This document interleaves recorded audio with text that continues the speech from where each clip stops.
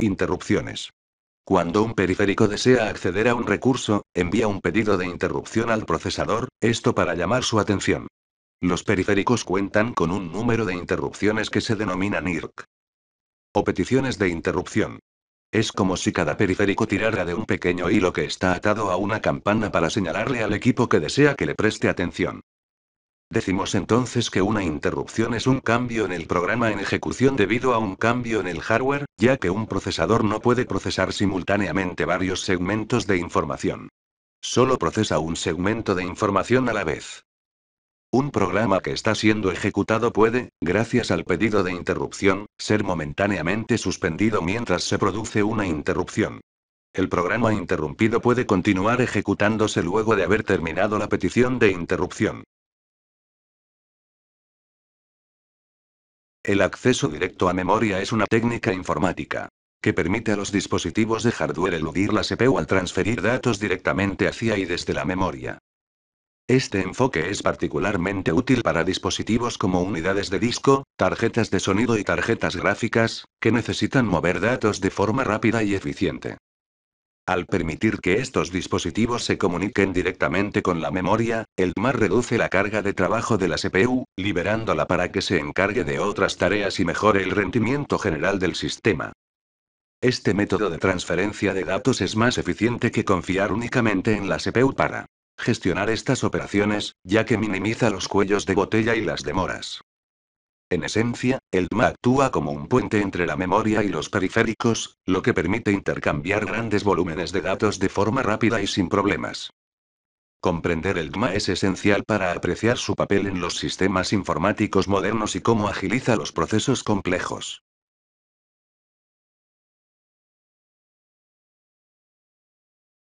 Los canales de E/S son vías especializadas que controlan y regulan el flujo de datos entre los componentes del sistema y los dispositivos externos. Cada canal aplica reglas y protocolos estandarizados que dictan cómo viaja la información. Al mantener pautas claramente definidas para transmisión de datos, los canales de E/S reducen la probabilidad de errores, colisiones y cuellos de botella. Este marco estructurado garantiza que los procesadores, memoria, las unidades y los periféricos se coordinan perfectamente al realizar tareas de lectura, escritura y comunicación. Gestionan las transmisiones de datos entre las CLU, los módulos de memoria y los dispositivos periféricos creando vías de comunicación ordenadas. Estos canales imponen especificaciones estrictas sobre cómo deben funcionar los segmentos de datos y los reconocimientos, que evita colisiones y pérdida de datos. Un procesador de entrada barra salida y barra O es un componente de hardware encargado de gestionar el flujo de datos entre los periféricos de una computadora y la unidad central de procesamiento CPU. Básicamente, actúa como un controlador de tráfico, dirigiendo el movimiento de datos para garantizar que dispositivos como tu teclado, mouse e impresora se comuniquen de manera eficiente con la CPU. Esto alivia la carga de trabajo de la CPU, permitiéndole concentrarse en otras tareas críticas, lo que puede mejorar el rendimiento general del sistema. Un procesador de I/O se encarga de manejar las operaciones de entrada y salida que, de otro modo, serían responsabilidad de la CPU. Esto significa que, cuando escribes algo o haces clic, gestiona esas señales para que sean interpretadas de forma correcta y sin demora. También controla las transferencias de datos hacia y desde dispositivos de almacenamiento y conexiones de red, asegurando que procesos como guardar o descargar un archivo sean fluidos. A la hora de interaccionar entre la CPU y la entrada-salida tenemos varios sistemas. El sistema más simple es el polling. El polling se utiliza en este sistema. La CPU lo que hace es monitorizar el dispositivo de entrada-salida hasta que complete la operación. Aquí vemos un esquema en el cual la CPU envía una orden al dispositivo de entrada-salida, es decir, escribe en su registro de control que va a hacer una lectura. A su vez, la CPU lo que tiene que hacer es monitorizar el registro de estado, lo va leyendo de esa controladora para ver cuándo ha terminado. Si no ha terminado, pues lo que hace es continuar ese proceso de polling. Ahora bien, si ha terminado, entonces ya la CPU lee el dato que ha volcado el dispositivo de entrada-salida en su registro de datos y se encarga de transferirlo a memoria, a la CPU. Ahora bien, ¿qué problema fundamental tiene esto? Que si tenemos un dispositivo de entrada-salida lento, pues entonces la CPU está ociosa mucho tiempo en ese bucle en el cual va monitorizando el dispositivo de entrada-salida, el registro ese estado. Pero esto de manera periódica se puede utilizar y este esquema se implementa, por ejemplo, en el ratón. ¿Vale? Va consultando periódicamente la posición, si se ha movido el ratón, y entonces actualiza lo que es la salida de vídeo con el cursor, ¿vale? En este caso. Otro esquema más, que se utiliza para que la CPU evite estar ociosa monitorizando continuamente el dispositivo de entrada-salida, como podíamos ver con el sistema de polling, en el cual pues, la CPU lo que hace es programar, envía a la controladora las operaciones pertinentes en sus puertos de entrada-salida. La CPU pasa a ejecutar la tarea que esté haciendo, a ejecutar un proceso determinado, y la controladora es la encargada de, una vez finalizada esa operación de entrada-salida, interrumpe la CPU para que notificar a la CPU de que ha terminado. Se puede ver de esta manera: la CPU envía la orden al dispositivo de entrada-salida, en el registro de control, pues bueno, van a hacer una lectura, y la CPU pasa a hacer otra tarea. A continuación, el dispositivo de entrada-salida, una vez que ha podido completar la tarea, lanza una interrupción a la CPU. La CPU consulta el estado del dispositivo y si el estado es que no ha habido un error, entonces lo que se hace es pues realizar una determinada gestión de esa operación de entrada-salida. Para ello utiliza una rutina, es la rutina de servicio de interrupción, que indica si ha tenido éxito, por ejemplo, pues leer el dato del dispositivo de entrada-salida en su registro de datos. Y ya la CPU, una vez gestionada esta entrada-salida, esta transferencia de entrada-salida, pues ya puede realizar la tarea que esté haciendo, por ejemplo, seguir con el proceso A.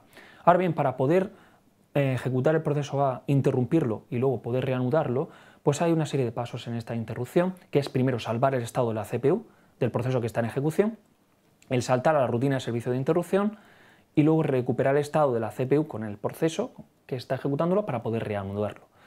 Estos pasos pues, se pueden ver de esta manera. ¿Cómo se salva el estado de la CPU? Pues el contador de programa, que es la instrucción por la que se va ejecutando el proceso actual, pues se tiene que salvar. Se salva en un registro especial que es el EPC. También registros preservados entre llamadas que vayan a ser modificados por la rutina de servicio de interrupción también se tienen que guardar. ¿Dónde? En memoria principal, igual que lo hacíamos con los registros preservados entre llamadas.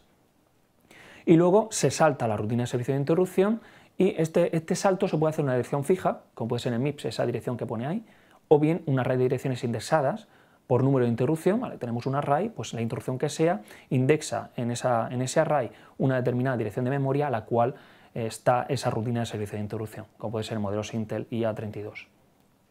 Para poder recuperar el estado de la CPU, lo que se tiene que hacer y poder reanudar el proceso interrumpido, pues lo que se hace es volcar el estado tenemos que volcar lo que es el estado del proceso en la CPU, es decir, todos los registros que están almacenados en memoria que salvamos previamente, tenemos que escribirlos en el banco de registros y luego actualizar el PC con el valor del EPC para poder continuar la ejecución de ese proceso.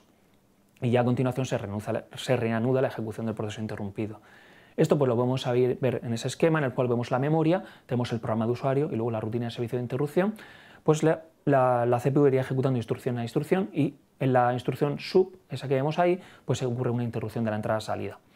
Lo que se tiene que hacer es salvar el PC, ¿vale? Y luego los registros preservados entre llamadas, saltamos a la dirección de comienzo de la rutina de servicio de interrupción, que es esa de abajo, se ejecuta y una vez se ejecuta se recupera el contador de programa y los registros preservados entre memoria, los registros preservados asociados a ese proceso y luego se vuelve a la instrucción sub o add para poder ejecutar ese proceso. Un esquema más avanzado en el cual tenemos palia un problema que tenemos con el sistema de interrupciones y es que para cada una de las transferencias de esas interrupciones la rutina de servicio de interrupción se va llamando una y otra vez, una y otra vez. ¿Qué pasa cuando tenemos que transferir un gran volumen de datos y por tanto ese proceso de la atención de la rutina de servicio de interrupción es muy lento? Pues como puede ser una transferencia de entre una página que está en disco a memoria o al revés. Aquí ocurriría que la CPU malgastaría mucho ciclo de ejecución y por tanto existe un sistema que es utilizando un dispositivo DMA en el cual la CPU lo programa, ese dispositivo DMA realiza la entrada-salida y luego el DMA lo que hace es lanza una interrupción a la CPU para notificarle de que ha terminado. Pues se ve en este esquema en el cual pues vemos que la CPU lo que hace es programar esa controladora de DMA, le indica cuál es el dispositivo de entrada-salida, cuál es la operación a realizar, si es una lectura o escritura, cuál es la dirección de memoria a la cual tiene que acudir para recuperar los datos o escribirlos, los bytes a transferir, etc. Una vez que hace esto, la controladora DMA se pone, la CPU lo que hace es continuar con el proceso, con lo que estaba haciendo, y la controladora DMA se comunica con el dispositivo de entrada-salida, como en este caso puede ser el disco, le indica las órdenes pertinentes y a continuación pues se producen las transferencias que se tengan que realizar. Una vez terminadas, lo que hace la controladora DMA es interrumpir la CPU y para informarle de que o bien ha finalizado o bien que se ha producido un error. La CPU a continuación puede continuar con el proceso que estaba ejecutando. Pues muchísimas gracias por vuestra atención.